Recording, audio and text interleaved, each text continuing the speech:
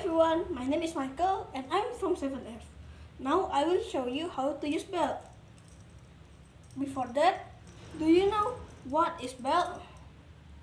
Belt is a flexible band and usually made of leather or hard cloth. The function of belt is to tie the trousers. And now I will show you how to use. The materials is only a trousers and a belt. First, insert the belt into the hole in the trousers.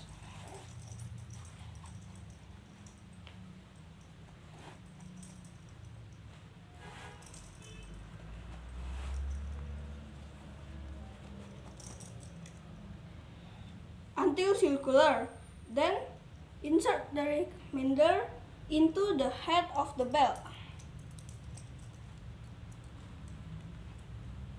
And lock it.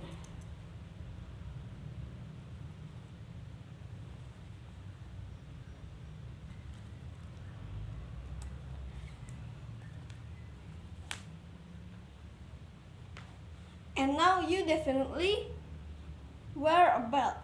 And bye! See you anytime.